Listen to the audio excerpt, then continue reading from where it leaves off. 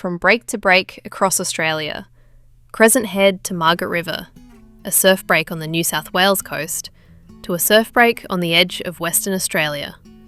4,500 kilometres across the bottom of a continent, in a van that runs on electricity and carries 50 years of family history in its bones. The first Volkswagen in the Cuffs family came home in 1972, a blue and white Kombi, bought out of the box and immediately pressed into service as a surf wagon. It went everywhere that mattered. Beaches, bush tracks, surf carnivals. Back then, a Kombi was not a vehicle. It was a way of thinking about life. By 1988, Craig had a green Kombi, along with his best mate Brad McCoy, loaded it with surfboards, strapped out on the side door, and drove it around Europe. The sniffer dogs on the crossing back to Cornwall possibly died of inhalation. Some things don't change in Kombis left with two smelly boys. 1998 brought a yellow and blue two-tone Kombi. It went through Europe and all around the UK and Ireland. A peacock walked up to it once, outside a campsite somewhere in the south of France. The van seemed to attract that kind of attention. Before we hit the road, we had a reason to be in Sydney. Jess and Ross was the reason Cindy first came to Australia, a friendship that started in Cape Town in 1992 and has not stopped since. 30 years later, we were back in their kitchen in Sydney, with a van to collect and a continent to cross. We caught the train north to Maitland to pick up the van. It was sitting in the dealership, white and bright green, plugged in and waiting. We drove it out into the daylight for the first time, and it felt exactly right. We woke on the morning of departure to a Crescent Head still and warm. One last coffee, one last look east at the break we had been surfing all week. Then we turned the van west, and the trip began. Day one took us down through Port Macquarie, past Sydney, and then right out through the New South Wales heartland. We slept at Corowa in a campsite that was full, and we were lucky to get a spot. Despite this, we were the only ones there. Day two took us across the Riverina. Big skies, dead straight roads, the kind of country that makes a van feel small and the world feel very large. Late in the afternoon, we reached the South Australian border.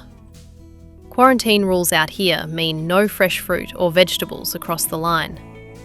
We had cleaned the van out, or so we thought. A forgotten box of cherry tomatoes, a very thorough officer, and a tense few minutes later, we were waved through. Down by exactly one punnet. From Renmark, we cut down through Burra and out toward the coast at Streaky Bay. This is where the trip finds its rhythm. You drive until you find a spot. You plug in wherever you can. You cook on the camp cooktop. You watch the light go, and you sleep. Drive, plug in, cook, watch the light go, sleep. That is the rhythm a trip like this settles into. Our 2000 van was red, lent to us by Pete Foster when we toured South Africa. Kira, our firstborn, in the back, gear on the roof. By 2001, we had a white T4 Volkswagen van, our car of choice when we got home to Australia, with a kayak on the roof, Pete and the kids inside. The Nullabor, 1,000 kilometres of nothing. This is the crossing that defines the trip, the stretch that separates people who have done it from people who have not. Colin Fisher-Craig's dad crossed it in 1956 in an FX Holden, with ideas to make the first Malibu surfboards ever in Western Australia. The roadhouse is still there. Craig crossed it in 1986 with the nephew of Colin's travelling mate from 1956, Kirk Jarrett. Again in 2006, rolling out software. And now, in 2026, in a van that runs on sunlight. The charging stations have solar panels at the Nullarbor roadhouses now. You can charge the van while you eat a pie. There is a golf course out here, 18 holes running over the edge of the Bight, the most remote golf course in Australia. Norseman. The charger was broken when we arrived. We ate pizza at the pub, watched the footy and waited. The van charged slowly overnight. Some of this trip you simply cannot plan. The broken charger, the cherry tomatoes, the slow evenings waiting for the battery to fill. These are not problems. They are the trip. In 2011, we bought the Volkswagen Amarok and towed our big van back home.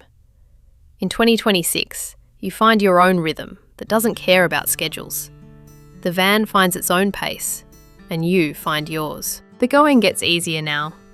Past Norseman, the charges come easily again. The road finds the coast, and you can finally just drive and take it in. The country changes. Greener. The smell of it different. You are coming home. We followed the South Coast Road west from Esperance through Ravensthorpe and pulled up for our last night on the road at Jerramungup.